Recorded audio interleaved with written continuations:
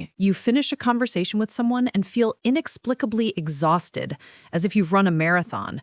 You feel a fog of confusion, you second-guess yourself, and a quiet sense of unease settles over you. You have just encountered what modern language calls a toxic person, but what the ancients would have simply called a thief of peace. They don't steal your wallet, they steal your tranquility, your energy, and your confidence, and they are masters at making you feel like you handed it over willingly. Let's be brutally honest about the problem. You enter these interactions playing by a civilized set of rules. You assume good intent, you practice empathy, you try to be reasonable. But you are playing chess with someone who has kicked over the board and is now throwing the pieces at your head. Toxic individuals thrive on chaos, feed on drama, and see your kindness not as a virtue, but as a weakness to be exploited. They are masters of the subtle insult disguised as a joke, the passive-aggressive comment that leaves you unsettled for hours, and the art of making you feel responsible for their own unhappiness. You leave these encounters feeling frustrated and confused because you cannot understand their strategy.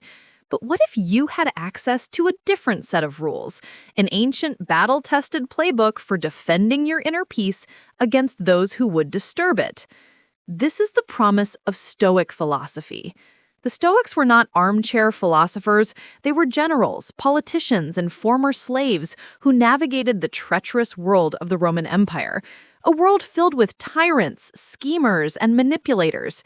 Their philosophy is a practical operating system for the mind, and it contains the unwritten rules for dealing with the thieves of peace.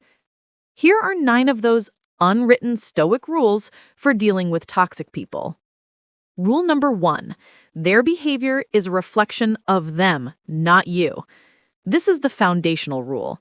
Their anger, their negativity, their manipulative behavior, it is all a product of their own flawed judgments, their own inner chaos.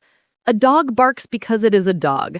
A toxic person acts toxically because they are internally disordered. To take their behavior personally is as illogical as being angry at a storm cloud for raining. It has nothing to do with you. Rule number 2, do not join their drama. A toxic person lives in a hurricane of their own making, and their primary goal is to pull you into the storm. They will try to bait you with gossip, outrage, and manufactured crises. The Stoic response is to be the calm, unmoving eye of the storm. Do not take the bait. Do not engage in the argument. Do not get emotionally invested. Your peace is more valuable than winning a pointless debate. Rule number 3, your attention is your currency. Stop giving it to them for free. Toxic people are emotional vampires, and your focused attention is their food.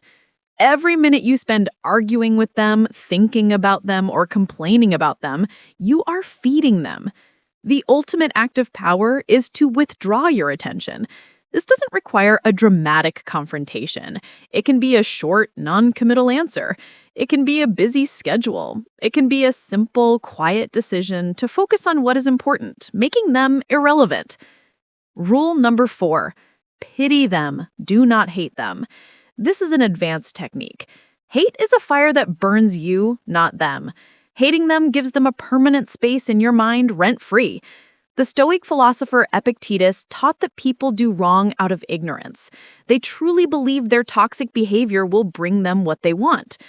When you see their actions not as malicious attacks, but as the clumsy, failed strategies of an unhappy person, you can replace hot anger with a cool, detached pity. This frees you instantly. Rule number 5, define your boundaries before the battle. A boundary is not a wall you build around yourself. It is a clear line you draw for your own behavior. You decide in advance, I will not participate in gossip. I will end any conversation in which I am being insulted. I will not be a sounding board for endless, unproductive complaining. These are rules you set for yourself, not for them. You don't need to announce them, you simply need to enforce them calmly and consistently. Rule number 6, use their words as a training ground. See every passive-aggressive comment and every subtle jab not as an attack, but as a free workout at the Stoic mental gym. Each one is a perfect opportunity to practice indifference, to practice rule number one, and to observe your own reaction without being controlled by it. They are unwittingly providing you with the exact resistance you need to build your inner strength. Rule number 7, abandon the hope that they will change. This is the cruelest hook that keeps you attached. You keep engaging, hoping that one day they will have a revelation, understand the pain they cause, and apologize. This is a fantasy. A Stoic is a realist. You must accept them exactly as they are right now.